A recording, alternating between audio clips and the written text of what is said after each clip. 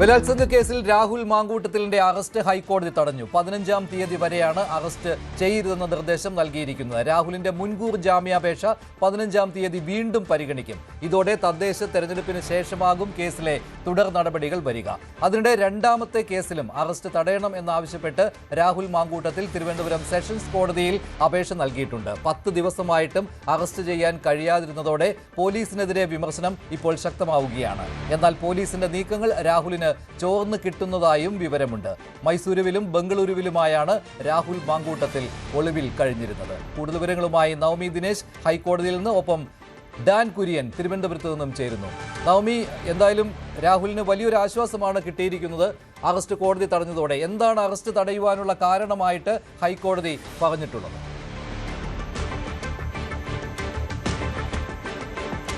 മഞ്ജുഷ, കോടതി ചേർന്ന സമയം തന്നെ, അതായത് 10:15 തന്നെ കോടതി ചേരുന്നു. ആ സമയത്ത് തന്നെ അഭിഭാഷകൻ രാജീവ് കോടതിക്ക് മുന്നിൽ ഈ വിഷയം രാഹുൽ മാങ്കൂട്ടത്തിന്റെ ഹർജി ശ്രദ്ധയിൽപ്പെടുത്തുന്നുണ്ട്. ഒപ്പം ഒരു കാര്യം കൂടി അഭിഭാഷകൻ പറയുന്നത്, ഇതിൽ വിശദമായിട്ടുള്ള വാദം കേൾക്കാതെ നടപടിയൊന്നും സ്വീകരിക്കരുതെന്ന് ഹൈക്കോടതിയോട് ആവശ്യപ്പെടുന്നു. ഇത് ജസ്റ്റിസ് കെ ബാബുവിന്റെ ബെഞ്ചാണ് ഈ ഹർജി പരിഗണിച്ചത്.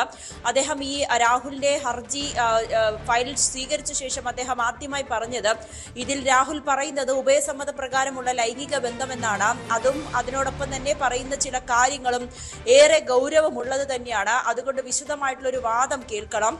വാദം കേൾക്കാതെ ഒരാൾക്കെതിരെയും നടപടിയെടുക്കില്ല എന്ന് തന്നെയാണ് കോടതി പറഞ്ഞത്. മുൻവിധിയില്ലാതെ തന്നെ ഹർജി കേൾക്കും. പൂർണ്ണമായും കേൾക്കാതെ ഒരാളെയും അറസ്റ്റ് ചെയ്യപ്പെടരുത് എന്നുകൂടി ഹൈക്കോടതി വാക്കാൽ പറഞ്ഞു. ഇതിനെ തുടർന്നാണ് ആദ്യമായി ഈ രാഹുലിന്റെ അറസ്റ്റ് തടയുന്നു എന്നുകൂടി ഹൈക്കോടതി പരാമർശിച്ചത്. അതിന് പിന്നാലെയാണ് കൂടുതൽ വാദം കേൾക്കുന്നതിനായി 15-ാം തീയതിക്ക് കേസ് മാറ്റുകയും ചെയ്തു.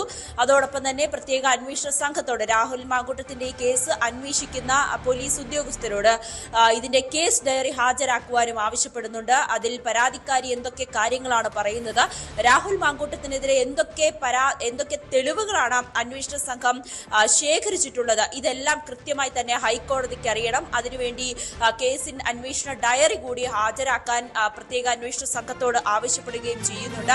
എന്തായാലും അഭിഭാഷകൻ ആദ്യം തന്നെ ഈ ഒരു ഹർജി പരാമർശിക്കുകയും അതിനെ തുടർന്ന് കൃത്യമായിട്ടുള്ള ഒരു നിലപാട് പറഞ്ഞുകൊണ്ട് തന്നെയാണ് ഹൈക്കോടതി രാഹുൽ മാങ്കൂട്ടത്തിന്റെ അറസ്റ്റ് തടഞ്ഞുകൊണ്ടുള്ള ഒരു ഉത്തരവ് പുറപ്പെടുവിക്കുന്നത്. 15-ാം തീയതി വരെയാണ് അറസ്റ്റ് തടഞ്ഞിരിക്കുന്നത്. 15-ാം തീയതി വിശദമായിട്ടുള്ള ഒരു വാദം കേൾക്കും.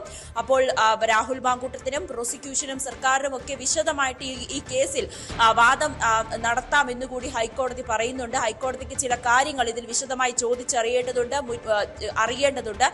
മുൻവിധിയോടുകൂടി അല്ല ഈ കേസ് വാദം കേൾക്കുന്നത് എന്നുകൂടി ഹൈക്കോടതി പരാമർശിക്കുന്നുണ്ട്. എന്തായാലും രാഹുൽ മാങ്കൂട്ടത്തെ സംബന്ധിച്ച് വലിയ ആശ്വാസകരമായിട്ടുള്ള ഒരു കാര്യം തന്നെയാണ് ഹൈക്കോടതിയുടെ ഭാഗത്ത് നിന്നും വന്നിരിക്കുന്നത്. അതേസമയം അഭിഭാഷകൻ നോട്ട് ടു അറസ്റ്റ് കൊടുക്കുന്നില്ല എന്നൊരു നിലപാടിൽ തന്നെയായിരുന്നു. കാരണം നേരത്തെ നമുക്കറിയാം, കീഴ്ക്കോടതിയിലടക്കം നോട്ട് ടു അറസ്റ്റ് കൊടുക്കുകയും അത് പിന്നീട് തള്ളുന്ന സാഹചര്യമുണ്ടായി. ഇതിപ്പോൾ ഹർജി പരിഗണിക്കുന്നത് മാറ്റിവെച്ചാൽ പോലും ഈ നോട്ട് ടു അറസ്റ്റ് കൊടുക്കാത്തത്, ഇപ്പോൾ അറസ്റ്റ് ചെയ്യരുതെന്നൊരു പരാമർശം നടത്തിയില്ലെങ്കിൽ അത് രാഹുൽ മാങ്കൂട്ടത്തിന് ആശ്വാസകരമായിട്ടുള്ള ഒരു രീതിയിൽ തന്നെയായിരുന്നു അഭിഭാഷകരും പ്രതീക്ഷിച്ചിരുന്നത്. അതുകൊണ്ട് നോട്ട് ടു അറസ്റ്റ് കൊടുക്കില്ല എന്ന് തന്നെയായിരുന്നു അഭിഭാഷകൻ വ്യക്തമാക്കിയത്. പക്ഷേ കോടതി തന്നെ പറയുന്ന സാഹചര്യമുണ്ടായി. 15-ാം തീയതി ഈ കേസിന്റെ വിശദമായിട്ടുള്ള വാദം കേൾക്കും. അതിനുശേഷമായിരിക്കും അന്തിമ വിധി വരിക. അതുവരെ രാഹുൽ മാങ്കൂട്ടത്തിന്റെ അറസ്റ്റ് പാടില്ല എന്നൊരു നിർദ്ദേശമാണ് അന്വേഷണ സംഘത്തിന് നൽകിയിരിക്കുന്നത്. ഇനി അറിയേണ്ടത് രാഹുൽ മാങ്കൂട്ടം പ്രത്യക്ഷപ്പെടുമോ എന്നാണ്. 10 ദിവസമായി രാഹുൽ ഒളിവിലാണ്.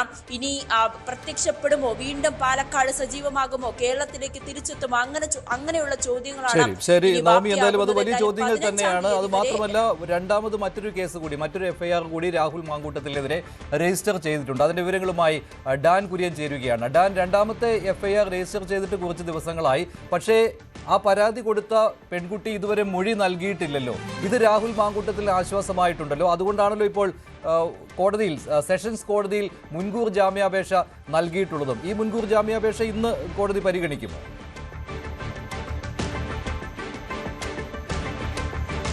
ഈ രണ്ടാമത്തെ കേസിൽ ബലാത്സംഗ കേസാണ് KPCCക്ക് പരാതിയായി നൽകിയത്. ആ പരാതി പിന്നീട് സംസ്ഥാന പോലീസ് മേധാവിക്ക് കൈമാറുകയും അത് പ്രത്യേക അന്വേഷണ സംഘം അതിൽ സ്വമേധ FIR രജിസ്റ്റർ ചെയ്യുകയുമായിരുന്നു.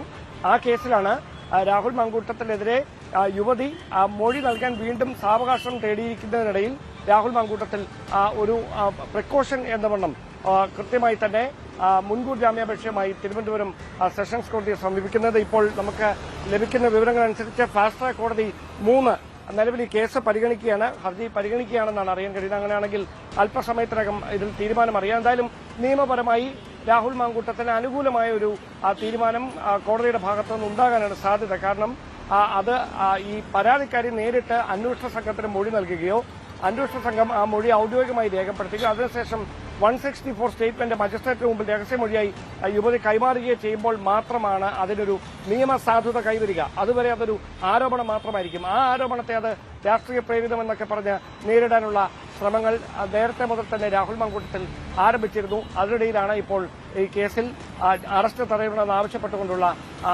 ജാമ്യാപേക്ഷ കോടതിയിൽ മുൻകൂർ ജാമ്യാപേക്ഷ കോടതി പരിഗണിക്കുകയാണ്. ഡാൻ, ഒരു കാര്യം കൂടി ഇതിനകത്ത് ഇനി രാഹുൽ മാങ്കൂട്ടത്തിന്റെ രാഷ്ട്രീയ നീക്കം എന്തായിരിക്കും എന്നുള്ളതാണല്ലോ. കോൺഗ്രസ് പൂർണ്ണമായും രാഹുലിനെ കൈവിട്ടിട്ടുണ്ട് എന്ന രീതിയിലുള്ള പ്രതികരണങ്ങളാണ് വരുന്നത്. അപ്പോൾ ഈ തദ്ദേശ തെരഞ്ഞെടുപ്പ് സമയത്ത് രാഹുൽ മാങ്കൂട്ടത്തിൽ പാലക്കാട്ടേക്ക് വരുമോ ഇല്ലയോ എന്നുള്ള ചോദ്യമാണല്ലോ. എന്തായിരിക്കും നീക്കം? അങ്ങനെ എന്തെങ്കിലും കാര്യങ്ങൾ വ്യക്തമാകുന്നുണ്ടോ ഇപ്പോൾ?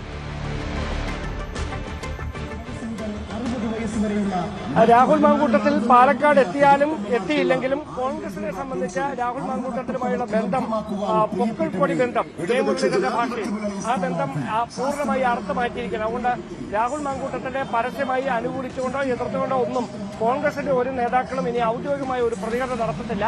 അത്തരത്തിൽ കൃത്യമായ നിർദ്ദേശം കോൺഗ്രസ് നേതൃത്വം താഴെത്തട്ടിലേക്ക് നൽകിയിട്ടുണ്ട്. കാരണം രാഹുൽ മാങ്കൂട്ടത്തിനെതിരെ ഉയർന്ന ആരോപണങ്ങളിൽ പാർട്ടി നേതൃത്വത്തിന് അതിൽ അടിസ്ഥാനമുണ്ടെന്ന് ബോധ്യപ്പെട്ടതിനെ തുടർന്നാണ് 3 തലങ്ങളിലായി ആദ്യം യൂത്ത് കോൺഗ്രസ് അധ്യക്ഷ മാറ്റുകയും പിന്നീട് പാർലമെന്ററി പാർട്ടിയിൽ നിന്ന് പുറത്താക്കുകയും ഏറ്റവും ഒടുവിൽ പാർട്ടിയുടെ പ്രാഥമിക അംഗത്വത്തിൽ നിന്ന് തന്നെ പുറത്താക്കാനുള്ള കൃത്യമായ തീരുമാനത്തിലേക്ക് കൂടിയാലോചനകൾക്ക് ശേഷമാണ് എത്തിയിരിക്കുന്നത്. അതുകൊണ്ട് കോൺഗ്രസിനെ സംബന്ധിച്ച് ഇപ്പോൾ ലഭിച്ചിരിക്കുന്ന ഒരു ആശ്വാസം, അതായത് അറസ്റ്റ് തടഞ്ഞുകൊണ്ടുള്ള ഹൈക്കോടതി വിധിയിലൂടെ കോൺഗ്രസ് ലഭിച്ചിരിക്കുന്ന ആശ്വാസം, അങ്ങനെ അറസ്റ്റ് തടഞ്ഞില്ലായിരുന്നെങ്കിൽ രാഹുൽ വീണ്ടും ഒളിവിൽ തന്നെ തുടരുകയായിരുന്നെങ്കിൽ പ്രധാനമായി സർക്കാരും BJPയും ഒക്കെ ഉന്നയിക്കുന്ന പ്രധാനപ്പെട്ട ആക്ഷേപം കോൺഗ്രസിലെ ചില നേതാക്കളുടെ സഹായത്തോടെ കോൺഗ്രസ് ഭരിക്കുന്ന കർണാടകയിൽ രാഹുലിനെ സ്വാധീന സഹായങ്ങൾ ഉപയോഗിച്ച് ഒളിവിൽ പാർപ്പിച്ചിരിക്കുകയാണെന്നായിരുന്നു.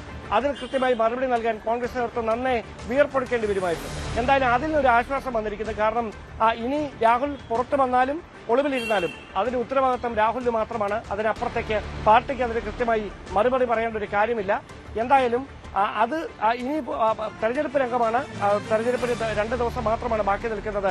7 ജില്ലകളിൽ തദ്ദേശ തെരഞ്ഞെടുപ്പ് നടക്കാൻ. അതുകൊണ്ട് മറ്റ് വിഷയങ്ങൾ പ്രചാരണ രംഗത്തെ സജീവമാക്കാനുള്ള ഒരു നീക്കം കോൺഗ്രസ് ക്യാമ്പ് ആരംഭിച്ചിട്ടുണ്ട്. അതുകൊണ്ടാണ് ശബരിമല സ്വർണ്ണക്കൊള്ളയടക്കം എല്ലാ നേതാക്കളും ഒരുപോലെ മാധ്യമങ്ങളെ കാണുമ്പോഴൊക്കെ തുടർച്ചയായി ആവർത്തിച്ച് പ്രചാരണ രംഗത്തേക്ക് കൊണ്ടുവരാനുള്ള നീക്കം നടത്തിക്കൊണ്ടിരിക്കുന്നത്. ശരി, ഡാനാണ് വിവരങ്ങൾ നൽകിയത്. ഈ സമയത്ത് തന്നെ ഇപ്പോൾ രണ്ടാമത്തെ കേസിൽ രാഹുൽ മാങ്കൂട്ടത്തിനെതിരെ ചുമത്തിയിരിക്കുന്ന രണ്ടാമത്തെ കേസിൽ രണ്ടാമത്തെ FIR-ൽ മുൻകൂർ